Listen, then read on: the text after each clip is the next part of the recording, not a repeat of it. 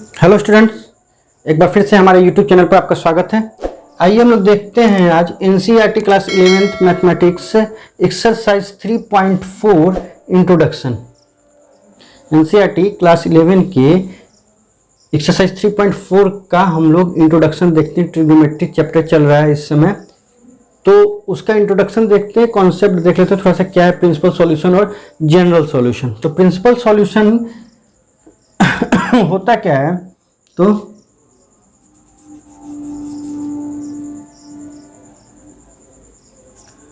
the trigonometric solution, the trigonometric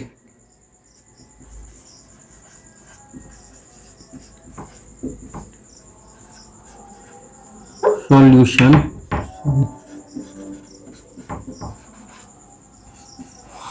for which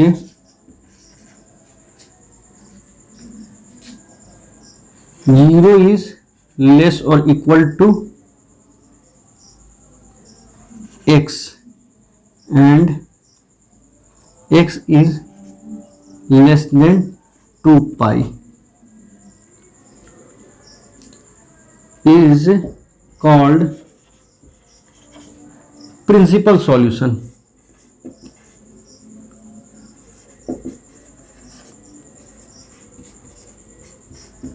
पहले हम लोग प्रिंसिपल सॉल्यूशन की ही बात कर लेते हैं।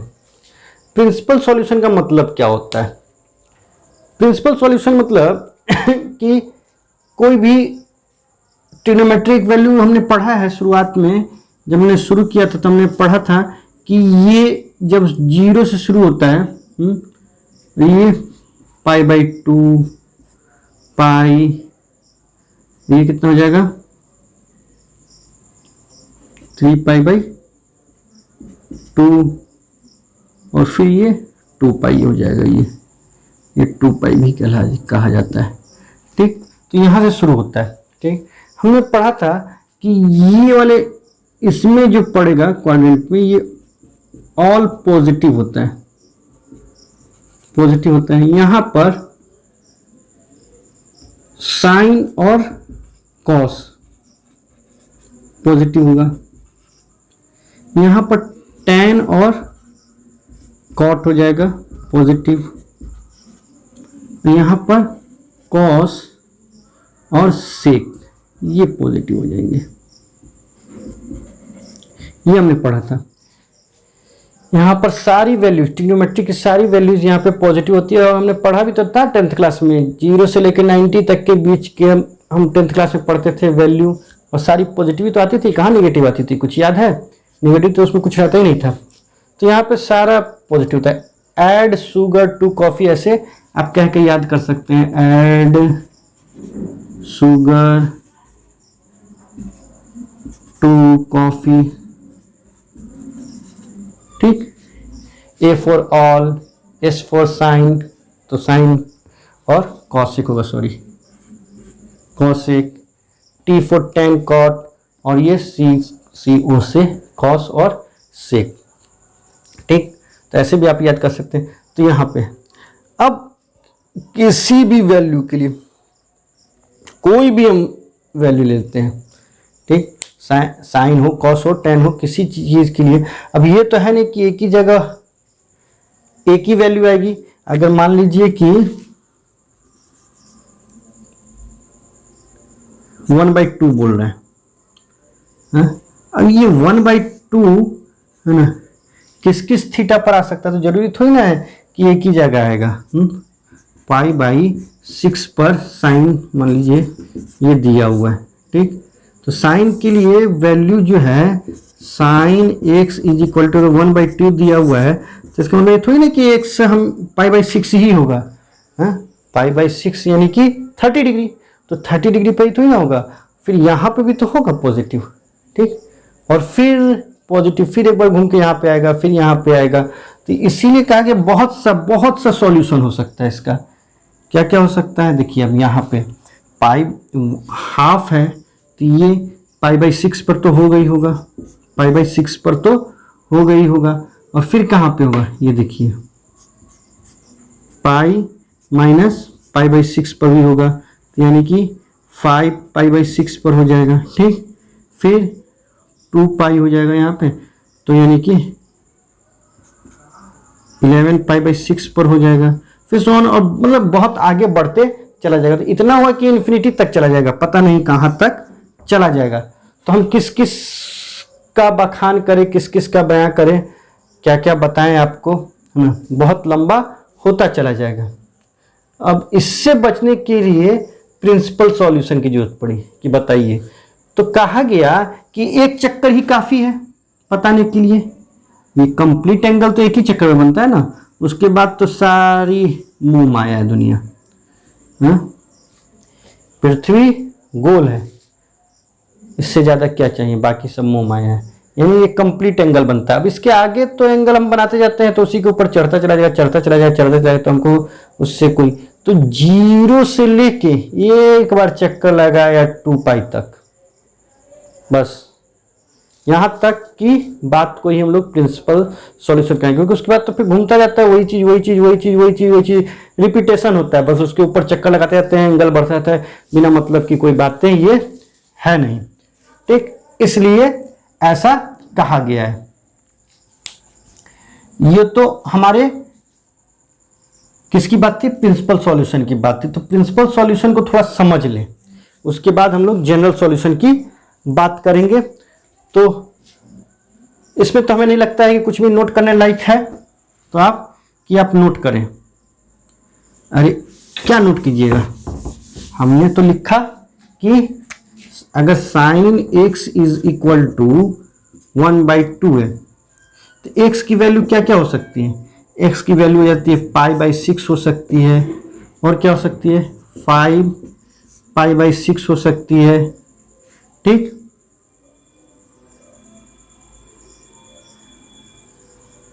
और फिर 11 π/6 हो सकती है, और ऐसे ही आगे इन्फिनिटी तक हो सकती है। तो हम क्या क्या लिखें, तो हम तो केवल ये देखेंगे कि अगर हमको प्रिंसिपल सॉल्यूशन देखना हो, अगर हमको प्रिंसिपल सॉल्यूशन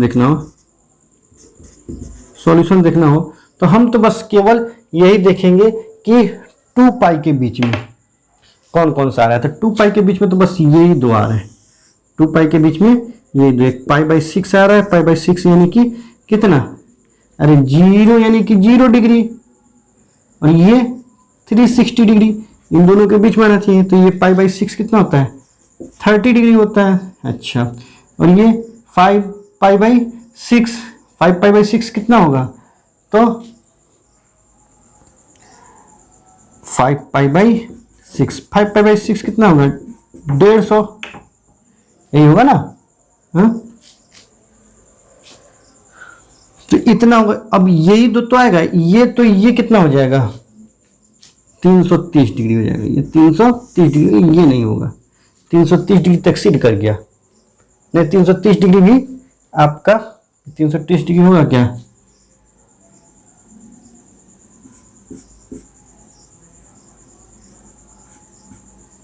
तो लेकिन 330 डिग्री पर ये होगा क्या, 330 डिग्री किसके बीच पड़ेगा, 330 डिग्री तो बिल्कुल इससे नीचे आ जा रहा है, तो यहाँ पे तो ये माइनस हो जाएगा, ये तो होगा ही नहीं, तो क्या हो जाएगा 2 पाई प्लस यानी कि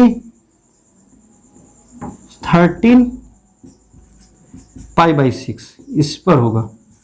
ठीक, 330 पर तो ये माइनस आ जाएगा, निगेटिव आ जाएगा, तो कहाँ से होगा। ठीक, ये 6 दूनी 12 और 1 13 π/2 यहाँ पे आएगा तो फिर से होगा, तो वहां पे आएगा फिर से होगा, तो क्या हो जाएगा, तो 390 डिग्री पर क्या होगा, क्या 390 डिग्री पर है ना। अब 390 डिग्री तो इसके बीच में है क्या, 360 डिग्री के बीच में नहीं है, 30 और 360 डिग्री के बीच में 390 डिग्री नहीं पड़ता है, तो ये नहीं होगा, फिर ऐसे इन्फिनिटी तक जाएगा। लेकिन हमारा प्रिंसिपल सॉल्यूशन यही दो होगा। प्रिंसिपल सॉल्यूशन हर ट्रिग्नोमेट्रिक फंक्शन के लिए दो ही हो सकते हैं प्रिंसिपल सॉल्यूशन, क्योंकि दो जगह ही ये पॉजिटिव होता है। देखिए, एक तो यहाँ पे पॉजिटिव हुआ है कि यहाँ पे साइन की बात करें तो, टेन की बात करें, कॉसेक की बात करें तो ये भी दो जगह, टेन की बात करें तो यहाँ और यहाँ दो जगह, इस पूरे एक चक्कर में दो जगह यहाँ और यहाँ। और अगर कॉस और सेक की बात करें तो वो भी दो जगह, यहाँ और यहाँ केवल, बाकी सब जगह निगेटिव। और अगर निगेटिव वैल्यू लाने की बात करें तो दो जगह निगेटिव आएगी, क्योंकि ये दो जगह तो नहीं होगा निगेटिव, कॉस और सेक, तो इन दोनों जगह पर कॉस और सेक निगेटिव होगा। वैसे ही साइन इन दोनों जगह को छोड़ के यहाँ और यहाँ साइन और कॉस सेक निगेटिव होंगे। वैसे ही टेन की अगर बात करें तो टेन यहाँ और यहाँ नहीं निगेटिव होगा, यहाँ यहाँ निगेटिव होगा। यानी दो जगह निगेटिव मिलता है, दो जगह पॉजिटिव मिलता है, तो बस दो ही प्रिंसिपल सोल्यूशन हो सकते हैं। कहने का मतलब हमारा ये है। अगर आपको नोट करना है तो कुछ नोट कर लीजिए, वैसे नोट करने वाली हमको कोई बात यहाँ पे नजर नहीं आती है, केवल एक आध एग्जाम्पल लेते हैं और समझते हैं। हाँ, ये आप डेफिनेशन लिख सकते हैं, वो भी आपके एनसीईआरटी के बुक में दिया हुआ है, तो फिर डेफिनेशन भी क्या ही लिखना। तो आइए हम देखते हैं, एक आध एग्जाम्पल लेते हैं।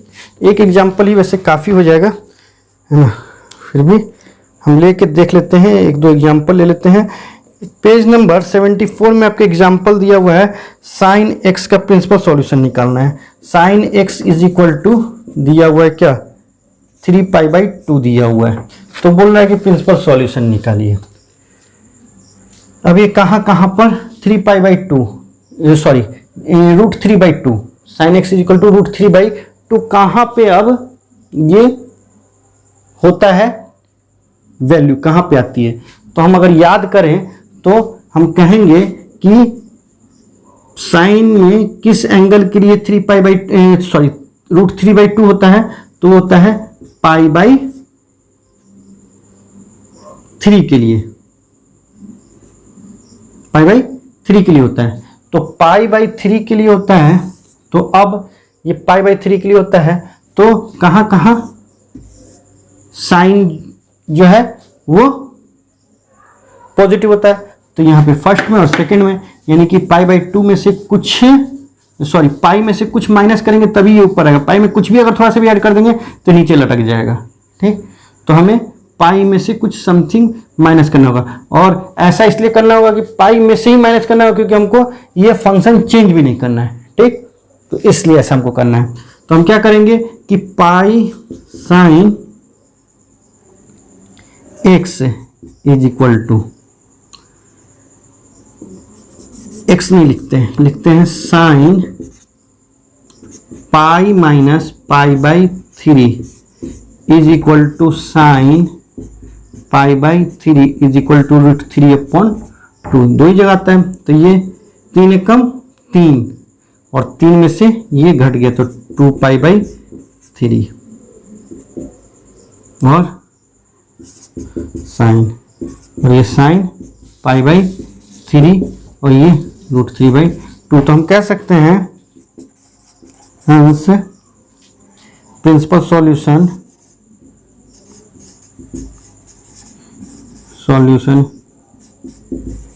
For sine x is equal to √3/2 are क्या, 2π/3 एंड π/, थोड़ा सा छोटा आगे लिखेंगे तो ज़्यादा मज़ा आएगा। 2π/3, ऐसी कोई कंडीशन नहीं है कि ऐसा लिखना ही लिखना है, लेकिन थोड़ा अच्छा लगता है ना कि छोटा और उससे बड़ा पड़ जाए, तो ये हो जाएगा। ठीक, तो इस तरीके से इसका निकल गया। तो इसमें प्रिंसिपल सॉल्यूशन आपको समझ में आ गया होगा, क्योंकि हमको पॉजिटिव लाना था तो दो जगह पॉजिटिव थे, यहाँ एक, यहाँ हमने इसीलिए ऐसा किया। तो आई होप आपको अच्छा लगा होगा। इसको नोट कीजिए, वीडियो को पॉज करके स्क्रीनशॉट लेके या फिर नोटबुक पर नोट कर लीजिए, जैसे भी करना है वैसे कर लीजिए। हम लोग अगला देखते हैं एग्जाम्पल। ये एग्जाम्पल नंबर 18 था आपके पेज नंबर किसमें, 74 में, पेज 74 की बात हम कर रहे हैं। पेज 74 में एग्जाम्पल दिया हुआ है ये आपका, उसी से हम समझा रहे हैं। तो हम लोग अगला एक ले लेते हैं एग्जाम्पल, एक और एग्जाम्पल से शायद अच्छे से समझ में आए। तो ये एक और एग्जाम्पल ले लेते हैं। एग्जाम्पल है आपका 19, वही पेज नंबर 74 में ही एग्जाम्पल 19 आपका बोल रहा है tan x is equal to -1/√3। ठीक, -1/√3। अब देखिए, याद कीजिए कि tan की किस थीटा के लिए, है ना, 1/√3 होता था। तो किस थीटा के लिए होता था ये हमको याद करना होगा। तो याद पड़ता है कि 30 डिग्री के लिए, 30 डिग्री के लिए 1/3 होता था। तो tan π/6 इज इक्वल टू 1/√3 होता था। अब चूंकि यहाँ पे माइनस लगा तो यहाँ पे भी माइनस हमको लगाना होगा, ठीक। तो अब देखिए, ये माइनस यानी निगेटिव वैल्यू हमको लगनी है। निगेटिव वैल्यू 10 की कहाँ कहाँ आती है? देखिए 10 यहाँ पे, ये तो 10 का घर है, यहाँ पे और यहाँ पे तो 10 की गुंजाइश नहीं निगेटिव आने के लिए। तो अब यहाँ और यहाँ आएगा। यहाँ पे कैसे आएगा भाई? तो यहाँ पे आने के लिए पाई में से माइनस करेंगे, यहाँ पे आने के लिए 2 पाई में से माइनस करेंगे, ये होगा ना, तभी तो ये चेंज भी नहीं होगा फंक्शन। तो यहाँ पे 2, यहाँ से पाई में से माइनस करेंगे, यहाँ पे 2 पाई में से माइनस करेंगे। तो अगर हमको इतना लाना है तो हम लिखेंगे 10 क्या pi minus π/6 is equal to tan 2 pi minus, इसी में रख देना है, π/6 इज इक्वल टू -1/√3। तो ऐसा करने के लिए क्या हो जाएगा? तो 6 कम 6 में से एक घट जाएगा तो 5 π/6 tan 5 π/6, और ये क्या हो जाएगा? tan 2 6 दूनी 12 तो 11 पाई, 11 π/6 इज इक्वल टू -1/√3। तो x इज इक्वल क्या हो जाएगा? प्रिंसिपल सॉल्यूशन आर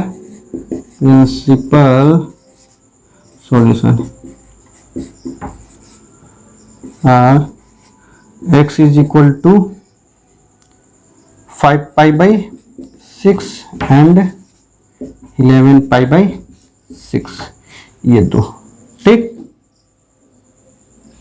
ये दो ही होगा। तो ये था 19 नंबर आपका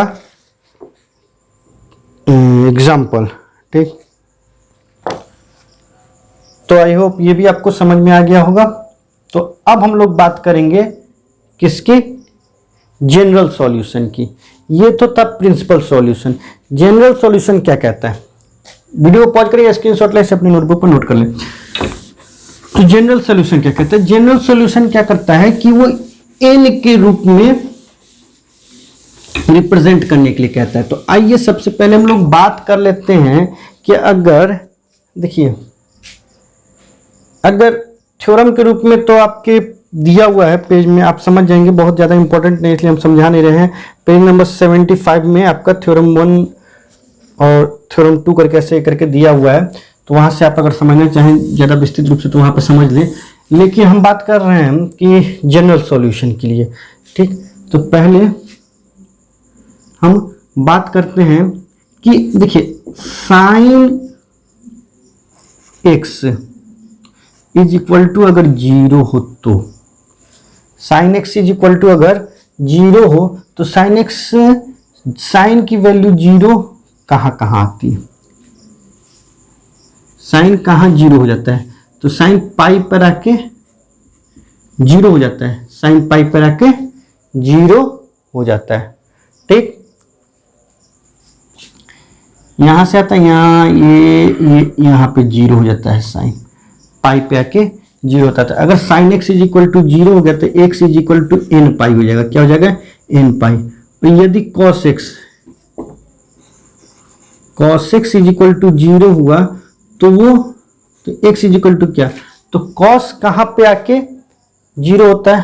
for all n belongs to integer, ठीक है। और अगर हम इंटीजर में ही बात करेंगे, है ना, और अगर x cos x is equal to 0 हुआ तो cos x कहाँ पे? यहाँ पे π/2 पर 0 होता है। तो जब जब π/2 आएगा तब तब 0 वो होता चला जाएगा। तो लेकिन ऑड होना चाहिए, 2n+1 π/2, क्योंकि यहाँ पे आके फिर वो 1 हो जाएगा, ठीक। फिर यहाँ पे आके वो क्या हो जाएगा, 0 हो जाएगा, फिर यहाँ पे आके 1 हो जाएगा। इस तरीके से होगा, मतलब -1 1 होता जाएगा। तो ये ऑड रहेगा तब ये ऐसा होगा। ये तो थी हमारे ना जनरल सॉल्यूशन अगर ऐसा रहे तब। लेकिन अगर sin x = sin y रहे, sin y रहे तब x = क्या हो जाएगा, तब x = देखिए n π, ठीक, प्लस -1 की पावर n, ठीक है, -1 की पावर n y हो जाएगा, ठीक है। अगर sin x = sin y रहे तो क्या होगा, x = n π प्लस -1 की पावर n y हो जाएगा। ऐसा क्यों होगा, ऐसा इसलिए होगा कि देखिए n π पर ये n π पर 0 होता जाएगा, ठीक है। अब -1 दे देते हैं और यहाँ पे n दे देते हैं। अगर पॉजिटिव होगा तो, अगर ये पॉजिटिव 2 हुआ तो 2π यहाँ पे पहुँच गया, 2π है ना। अब तो ये भी 1 हो जाएगा तो y 2π है ना, प्लस दीजिएगा तो यहाँ पे आ जाएगा, माइनस दीजिए, माइनस तो होगा नहीं क्योंकि पॉजिटिव हो जाएगा तो यहाँ पे प्लस हो जाएगा, ठीक है। फिर अगर ऑड रहेगा तो 1 होगा, 1 होगा तो यहाँ पे आएगा, यहाँ पे 1 होगा तो ये भी निगेटिव हो जाएगा तो ये इधर चला जाएगा, तो इसकी वैल्यू वही हो जाएगी जो होनी थी।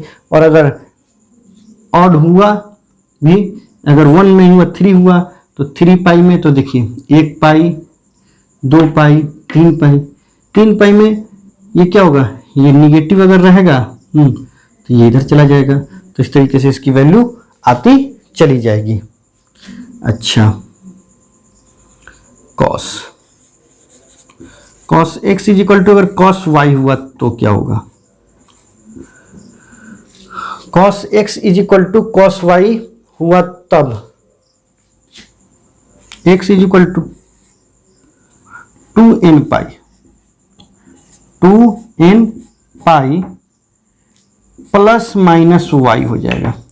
ऐसा क्यों हो जाएगा, 2nπ प्लस माइनस y ऐसा क्यों हो जाएगा, ये देखिए क्या कि 2nπ पर यहाँ पर 2n, यानी कि ये इवन इंटीजर हो जाएगा। क्या हो जाएगा, इवन इंटीजर, यानी कि हमेशा 2n यहाँ से ये शुरू करेगा, अपना आरंभ यहाँ से ये चालू करेगा, ठीक है।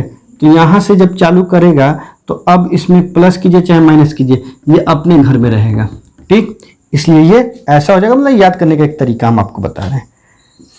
tan x = अगर tan y हुआ तो, tan y हुआ तो, tan x = tan y हुआ तो x = nπ हो जाएगा, ठीक है, nπ यानी कि अब देखिए ये tan है ना, n सब में यहाँ पे लिखना पड़ेगा हमको, where for all n belongs to integer, for all n belongs to integer, for all n belongs to integer. तो अब देखिए यहाँ पे अगर ये पाई रहा है तो पाई रहा तो पाई में कुछ भी जोड़ दीजिएगा यहाँ पे आ जाएगा।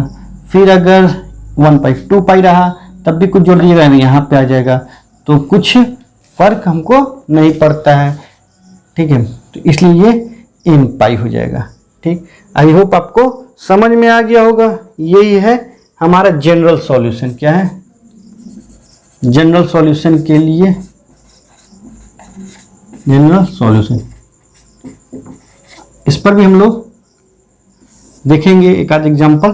तो आप लोग इसे वीडियो को पॉज करें, स्क्रीनशॉट लेके इसको नोट करें, हम लोग इस पर भी एग्जाम्पल देखते हैं। अच्छा, तो हमने यहाँ पे तो प्लस y लिखना भूल ही गए, हम यहाँ पे हमने छोड़ दिया है, तो इसको तो नोट कर ही लिया है आपने, इसको हम मिटा देते हैं। यहाँ पे प्लस y कर लीजिएगा। अब हम बात करते हैं